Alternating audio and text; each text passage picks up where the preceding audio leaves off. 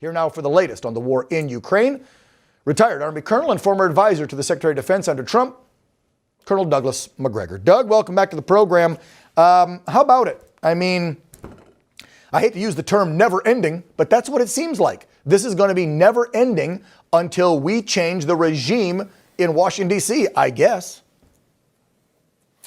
Well, everybody, I think, increasingly is looking forward to regime change in Washington, except the people that live in Washington. They're happy with the way things are. Once you leave this city and go anywhere else, you encounter a lot of unhappy Americans. Lukashenko is not in control of those weapons, regardless of whatever he says. The nuclear weapons are tactical nuclear weapons, 5 kilotons or less. Those are handled by Russian troops from the Russian armed forces, and it's very simple. The White Russians or Belarusians do not have forces trained to use those or maintain them or anything else. So, no, this is still under Moscow's control, and I think this was really at Lukashenko's request, who is very concerned that he could be a target of some regime change operation. We've already tried to remove him a couple of times with help from the National Endowment for Democracy or America's answer to the Communist International. We go into these countries, preach democracy, and then try to change the government. But as far as the war in Ukraine is going, the last 10 plus days have been devastating for Ukraine. Putin gave a presentation, a speech, and a 3-hour discussion with journalists about the war, and he cited some numbers. His numbers were actually low. He understated the damage, which is probably smart for him to do so. But we know that hundreds of tanks and several hundred artillery pieces and other armored fighting vehicles, thousands of Ukrainian troops.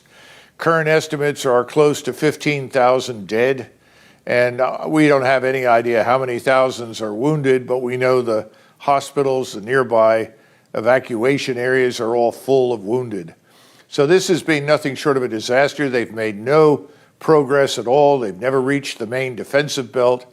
All the fights have been on the periphery or just inside the security zone. And remember, just 20 to 25 kilometers in front of the defenses that Russia has built is this thing called the security zone.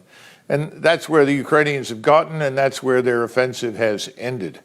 Now, Colonel, those numbers you were just given, that's just in the last 10 days of this offensive, correct?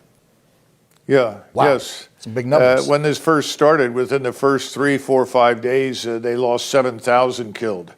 And that's why now people are estimating more than twice that number are dead.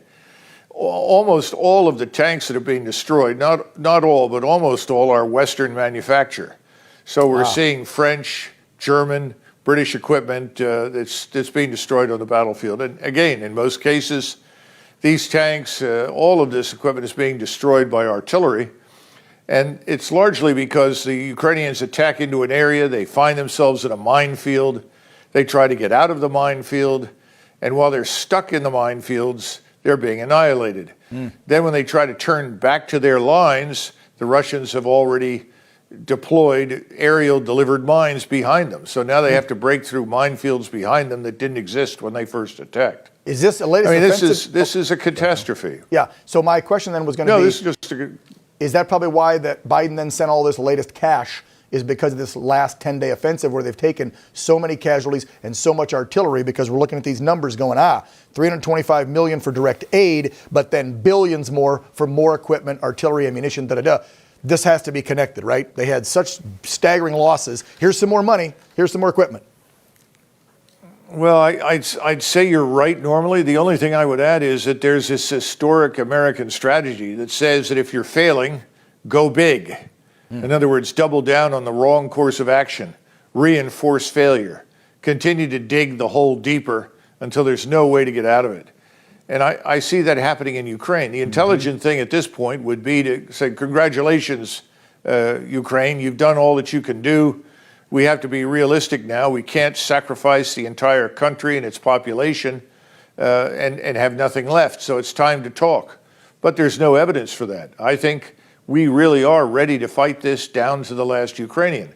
And then, of course, there's always the danger as this collapses, as Ukraine collapses and everything falls apart, that there will be pressure for us to do something really stupid, which is intervene in Western Ukraine. Right. And I still would not exclude that as a possibility. Yeah, that's probably where we're headed. Boots on the ground, another war that Americans don't want, and more of our young men and women killed for a war we don't need to be involved in my opinion. Colonel, let me ask you something. Tucker Carlson made some headlines this week for discussing why the huge attack and push to get Trump and to make sure he can never serve as commander-in-chief again. I want to play a short clip and get your reaction on the backside. But because Joe Biden and his many allies, from Chuck Schumer to Mitch McConnell to Paul Ryan and every single news anchor on all of television, all of them believe that Ukraine, its borders, its future, its infrastructure are all more important than the town that you live in. They sincerely think that, and it's obvious. Everyone in power thinks that, except for Donald Trump. Whatever else you say about him, Trump is the one guy with an actual shot at becoming president who dissents from Washington's long-standing pointless war agenda. And for that one fact, they're trying to take Trump out before you can vote for him. Is Tucker right, Colonel? I don't think that I have much to add to what Tucker said. Tucker's absolutely spot on. It's funny, here in Washington, the left likes to joke, and for that matter, all of the rhinos that are with them, that Trump is the one guy we want to run against. Well, that's nonsense. They're deathly afraid that the man will run and that he will be swept back into office. Now, of course, that presupposes that we can have free and fair elections. Right. That's open to debate. Our electoral integrity is at an all-time low.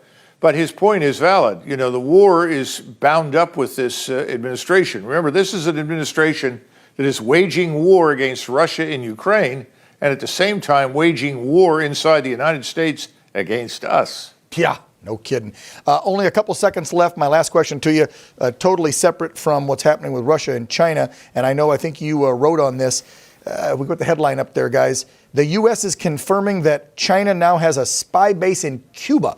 I mean, they had police stations in our own country. They've been buying farmland. They fly balloons over us. And now they're spying on us from Cuba. Your reaction to this? Because we know the bought and paid for president, alleged guy, is not going to do anything against China. Your thoughts? The Chinese are heavily engaged in Mexico, not just Cuba. Cuba has been a platform for anybody that is anti-American for a long time. If you go back to the 1930s when the Spanish Civil War was raging, they supported the communists in Spain, that is Mexico, Venezuela, and Cuba. Not much has changed. These countries are hostile to us. So they all offer the Chinese, Russians, anybody that they think could be hostile to us a home. And yes, they're operating freely in Cuba, but they're also operating very effectively in Mexico. And of the two right now, I would consider the presence in Mexico to be far more dangerous.